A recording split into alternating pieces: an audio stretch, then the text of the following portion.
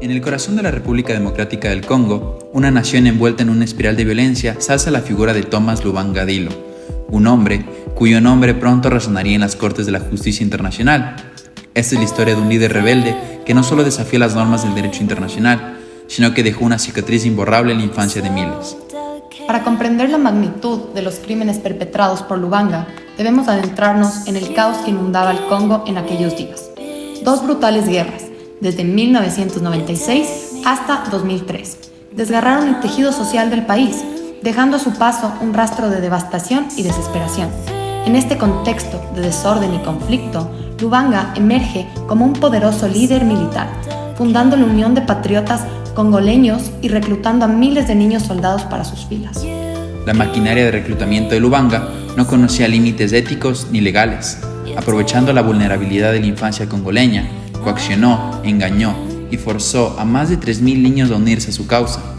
Estos jóvenes fueron arrojados a un mundo de violencia y sufrimiento, obligados a luchar en un conflicto que no entendían, a servir como escudos humanos y a las niñas a soportar la esclavitud sexual. Tras años de terror y desesperación, la justicia finalmente alcanza a Lubanga, arrestándolo en la República Democrática del Congo, posteriormente llevándolo ante el Tribunal Internacional, enfrentando los cargos de reclutamiento y uso de niños soldados en el conflicto de Ituri. Pero, ¿cómo puede un individuo como Lubanga enfrentar la justicia internacional por sus crímenes? La respuesta reside en el reconocimiento de que ciertos actos trascienden las fronteras nacionales y violan principios fundamentales del derecho internacional. El reclutamiento y utilización de niños soldados constituyen una ofensa a la humanidad misma, y quienes perpetran tales actos deben rendir cuentas ante la comunidad internacional. El reclutamiento sistemático de menores de 15 años para la guerra no era un acto aislado, sino una estrategia deliberada y calculada para fortalecer su dominio sobre la región de Ituri. Los niños, despojados de su inocencia, eran entrados en el arte de la guerra y obligados a participar en enfrentamientos mortales. La vulnerabilidad de estos niños, su incapacidad para comprender las consecuencias de sus actos y su explotación brutal en manos de Lubanga y su milicia constituyen una violación flagrante de normas del derecho internacional humanitario.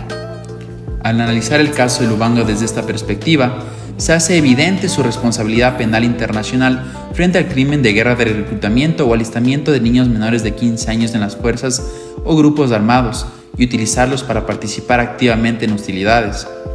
Sus acciones no solo constituyen una ofensa a la humanidad, sino que también son una clara violación de los principios fundamentales de la justicia y la dignidad humana.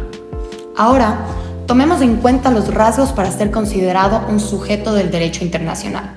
Primero, tenemos que recordar que los estados reconocidos son los únicos sujetos plenos del derecho internacional.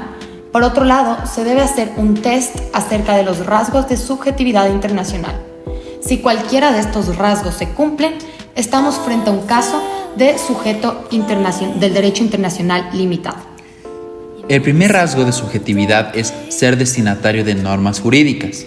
El segundo es tener participación en su elaboración, con capacidad de voz y voto. El tercero es tener facultad para presentar una reclamación internacional. El cuarto es poder incurrir en responsabilidad internacional. El quinto es tener derecho de embajada, pudiendo participar en organizaciones internacionales. Y el sexto es establecer relaciones internacionales. Relacionando los rasgos de subjetividad en nuestro caso, Thomas Lubanga, al ser una persona, puede enfrentar responsabilidad internacional en materia penal cuando estos se traten de crímenes de lesa humanidad. La sentencia marcó un precedente crucial al afirmar que la justicia no se limita a la imposición de penas, sino que también exige la reparación del daño causado a las víctimas. Este principio, arraigado en el derecho internacional, subraya la necesidad de que estos perpetradores asuman la responsabilidad por las consecuencias de sus acciones y trabajen para restituir la dignidad y el bienestar de aquellos a quienes han perjudicado. A través de esta sentencia, se estableció un nuevo estándar de justicia internacional, uno que reconoce la importancia de la reparación de las víctimas como parte importante e integral del proceso de rendición de cuentas. En un mundo donde los crímenes de guerra continúan dejando cicatrices profundas en comunidades enteras, esta decisión marca un paso significativo hacia la sanación y a la justicia para aquellos quienes han sufrido inimaginables horrores en el campo de batalla.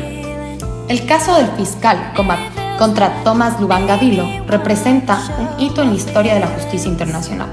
A través de este proceso judicial se demostró que los crímenes de guerra no quedarían impunes y que aquellos responsables de reclutar y utilizar niños soldados para la guerra serían llevados ante la justicia. La sentencia establecida no solo emitió la culpabilidad de Lubanga, sino que también afirmó el principio fundamental de que toda violación de una obligación internacional conlleva el deber de reparar adecuadamente el daño causado a las víctimas. Este caso no solo se trató de castigar a un individuo, sino de enviar un mensaje claro a nivel mundial sobre la importancia de proteger a los más vulnerables en tiempos de conflicto y garantizar que aquellos que cometan atrocidades enfrenten las consecuencias de sus acciones. A través de este video, hemos querido destacar cómo la subjetividad puede influir en la manera en que una persona o entidad se relaciona con el derecho internacional, cómo esto puede llevar a una limitación en su actuación dentro de este ámbito. Es importante reconocer que al vulnerar los principios fundamentales del derecho internacional público, se incurre en responsabilidades que trascienden las fronteras nacionales. Sin embargo, más allá de señalar estas limitaciones y responsabilidades, queremos enfocarnos en el aspecto humano y en la necesidad urgente de evitar que tragedias similares se repitan, especialmente en países de desarrollo. Estas naciones suelen ser más vulnerables a conflictos y a violaciones de derechos fundamentales, por lo que es imperativo que como sociedad global trabajemos en conjunto para prevenir y resolver estas situaciones. Esperamos que este video pueda sensibilizar a quienes lo vean y motive un sentido de responsabilidad compartido. La paz y el progreso mundial no son metas que podamos alcanzar de manera individual. Requieren de la solidaridad y colaboración de todos. Al recordarnos la importancia de estos valores, aspiramos a inspirar acciones concretas que contribuyan a constituir un mundo más justo y equitativo para todos.